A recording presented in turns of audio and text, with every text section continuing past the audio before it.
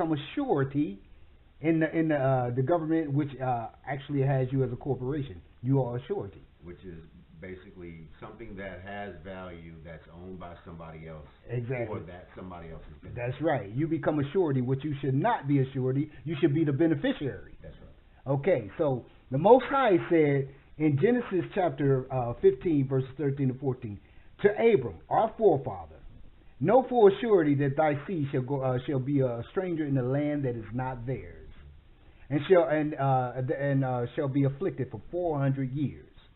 Can you recall when the first slaves came over to the United States, and what state? What state did they come into? I think it was early 1600s, and it was Massachusetts. No, according to history, it was 1619, Okay. and it was the state of Jamestown, Virginia. State of Jamestown, Virginia. That was the first time a Judah slave stepped foot in on the land of so-called America. So, if the scriptures, if prophecy saying to our forefather Abraham, which was Abram at the time when he was speaking to him, that his seed shall go into a land that is not theirs, and we shall serve them for 400 years. From 1619, according to history, according to the transatlantic slave trade, from 1619 to what equals 400 years? 2019. 2019. So A year and 4 months from now. a year. How long? A year and 4 months from now. 2 years and 4 months. Okay. Okay. I'm sorry. Okay. So that means that we got 2 years and 4 months from now to establish ourselves as true Hebrew Israelites on paper. Now we see a lot of things going on at this moment, like Russia talking about attacking America, America talking about attacking Russia, China talking about joining Syria, and things of this nature. Would you are you aware that this is also prophecy? I am. Are you aware that Obama? We also have election getting ready to take place. That's right. And we are in the midst of World War III. What do you think? Do you think Obama's leaving office or what? I don't really think he's going to leave office. I really do think Hillary Clinton and Donald Trump presidential candidacies and everything that's been going on with them has been a distraction from the fact, it's a lulling to put us back to sleep to the fact of what's really about to happen behind. Do you believe that Obama is the modern day Pharaoh?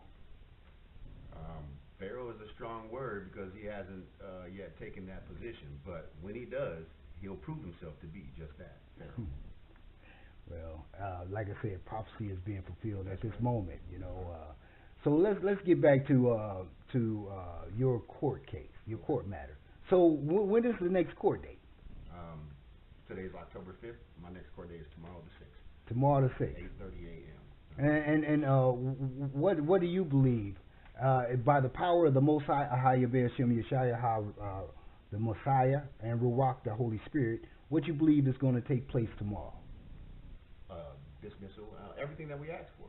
Everything. What did we ask for? The Most High's will be done in this, so that it will be precedence for us to move forward, so our people will understand how important it is to actually have the ability to declare your nationality, to be able to have the spiritual backing behind the nationality, because again, they operate not only in paper form, but in spirit form. They're using our words against us, basically, in each and every document that we face.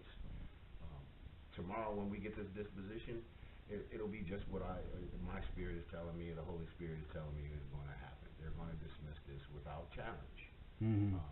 The motion that was put in and the affidavit of sovereignty that was submitted along to support that motion, they had their deadlines and things that their system of governing says there must be adhered to in terms of a response, and they haven't responded as of yet. They haven't responded at all, right? At all. So therefore, let's go back now. I'm going to jump right back to Genesis chapter 15, verse 13 to 14. And the Most High said, "That nation whom thou shalt serve shall I judge." So if what the Most High is having me to do with these declarations and the IDs coming to help you, would you believe that the Most High is actually judging these people right now as we speak by shutting down their their system in regards to having jurisdiction and standing. Right. The ability to hold us captive is being chipped away at, and that in that will be judgment. Right. So as long as we keep claiming to be so-called black, no, as long as we keep continuing to be calling ourselves black, African Americans, then do you believe we shall continue to be murdered with impunity? Absolutely. Absolutely. As long as we call ourselves black, as long as we try to organize under a black banner or movement, they will do just that, continue to murder us with impunity. Black is dead to the law. According to the jurisdictions of the United States, their court system, all the district courts and all municipalities, black is dead to the law. Well, you know, there it goes to say that the three M's, you know who the three M's are, right? No, sir. The three M's are Marcus Garvey.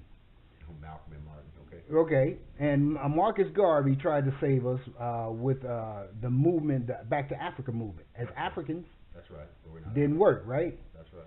So Malcolm X tried to save us with the movement of Islam. Black nationalists. Well, okay. After dropping his membership with the Nation of Islam, right? So turned into black nationalists. But again, that movement didn't work. Black anything is ineffective. It basically does not exist. Okay. And Martin Luther King tried to save us with his movement as Christianity and integration. Turn the other cheek, pray for your enemy, and all of that kind of thing. And that still has not. None of the things that those three M's, Marcus Garvey, Malcolm X, Martin Luther King did was ever based on the Most High's. None of it. So the movement, the second March to Exodus movement. Would you agree that would be the appropriate movement as it relates to the Most High? Our second Exodus, you know. Yes, and the reason why is because what the Most High has had you do for a mission, what the Most High is having you do for me in my personal situation, is still the Most High's design. You allowed me to see that putting the Most High first allows for the Most High to get things done before I have to, in my carnal and fleshly self, do anything. So since those other movements didn't have the Most High at the forefront, wasn't making declaration and proclamation towards the Most High and His glory, His design, Thy will be done, they failed. Okay. So again, you said tomorrow will be the court date. 8:30 in the morning. That's right. And tell me the process. I mean, we been following the process of the court. We noticed that they've, you know, how they brought your case together. Is what, retired judge? Explain that. It's very amazing. There's some quirky details inside the case in and of itself. I was in the beginning case when most people would basically face an arraignment where they go plead guilty, not guilty. I faced a retired judge who basically issued me a public defender and then kicked me out of jail. Is that unusual? That's highly unusual because you're supposed to either make bail or you get released under a whole bunch of other conditions, and then the Department of Corrections will supervise your release. Well, what makes that so special? I mean, what makes you so special? Was it because? Do you believe it's because you gave the officer your Hebrew ID? It was nothing fleshly that I did that caused them to be panicked like that in order to rush me out of jail. It was the fact that I had given them the sovereign and lawful identification, identifying myself as a child of God, and the initial officer, arresting officer, ignored that. But someone else paid it attention, and when someone else paid it attention and understood the United States codes that are attached 8 U.S.C. 241 and 242, they basically it sent the whole department into a tizzy where they had to release me or deal with the consequences of violating their own codes. Mhm.